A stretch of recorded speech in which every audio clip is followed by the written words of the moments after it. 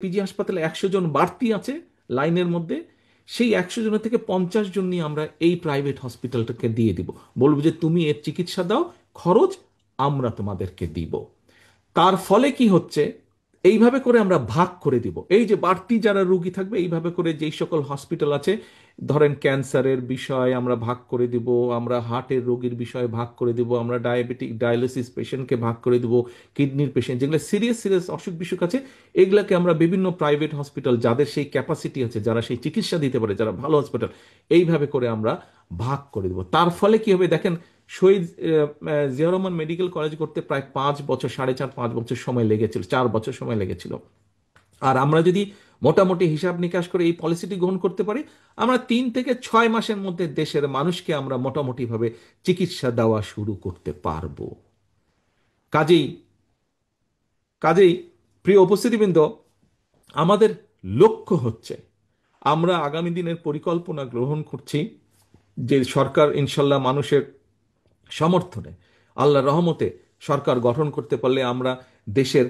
নারীদের, আমরা যেরকম বলেছি এর মধ্যে আমরা ফ্যামিলি কার্ড দিব, কারণ আমরা চাই দেশের মা বোনদেরকে, এবং এই ফ্যামিলি কার্ডের মালিক হবে, একটি কার্ড দিব আমরা সকল দেশ সরকারের পক্ষ থেকে, প্রত্যেক পরিবারের মা যে থাকবে তার হাতে আমরা দেব, যাতে ধীরে ধীরে সেই মা স্বাবলম্বী হয়ে উঠতে পারে। আমরা যেরকম কৃষকদের ক্ষেত্রে বলেছি আমরা ফার্মার্স কার্ড দেব, ঠিক এই একইভাবে আপনাদের সামনে আমি যে চিকিৎসার যে বিষয়টি সেটি সংক্ষেপে আমি দুইটি পরিকল্পনার কথা আপনাদের সামনে তুলে ধরলাম। এইভাবে ঠিক আমাদের শিক্ষার ক্ষেত্রে পরিকল্পনা আছে, কিভাবে আমরা আমাদের আগামী দিনের যে ভবিষ্যৎ ছেলেমেয়েরা তাদেরকে আমরা গড়ে তুলব, তাদেরকে আমরা বিভিন্ন রকম ছোটবেলা থেকে তাদেরকে আমরা কয়েকটি ভাষা শেখাবো, তাদেরকে আমরা খেলাধুলায় এক্সপার্ট করব, তাদেরকে আমরা বিভিন্ন সংস্কৃতিতে এক্সপার্ট করব, যাতে শুধু পড়ালেখা না, পড়ালেখার পাশাপাশিও তাদের বিভিন্ন রকম কোয়ালিটি থাকে, যাতে তারা জীবনে সাথে সাথে তারা চাকরির বাকরির জন্য ঘুরতে না হয়, যাতে যে কোনো জায়গায় তারা যখন পড়ালেখা শেষ করবে সাথে সাথে তারা যাতে চাকরি বাকরি খুঁজে পায় অথবা নিজের পায়ে স্বাবলম্বী হয়ে দাঁড়াতে পারে। প্রিয় সহকর্মী বৃন্দ, প্রিয় উপস্থিতি বৃন্দ, প্রিয় চিকিৎসক বৃন্দ, যারা আমার সামনে আজকে বসে আছেন, জিয়া রহমান ফাউন্ডেশনের মাধ্যমে আমরা চেষ্টা করেছি বিগত 27 বছর ধরে সাধারণ মানুষের পাশে দাঁড়াতে। কতটুকু আমরা পেরেছি পারিনি সেটা হচ্ছে ভিন্ন বিষয়, কিন্তু আমরা আমাদের চেষ্টা করেছি এবং আমাদের এই চেষ্টা আমরা অব্যাহত রেখেছি। একটু আগে আমি বলেছি এখানে আমরা উপস্থিত অধিকাংশ মানুষ হয়তো আমরা বিএনপির রাজনীতির পাশে জড়িত। প্রিয় সহকর্মীবৃন্দ, আজকে এখানে যারা উপস্থিত আছেন, শুধু আপনাদের কাছেই আমি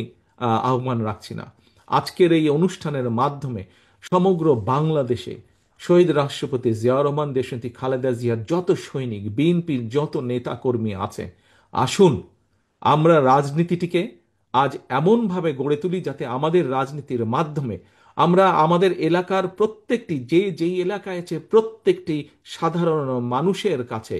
সাহায্যের হাত বাড়িয়ে দিতে পারি, সাধারণ মানুষের পাশে, যাতে করে আমরা তাদের বিপদে আপদে তাদের পাশে এসে দাঁড়াতে পারি। অর্থাৎ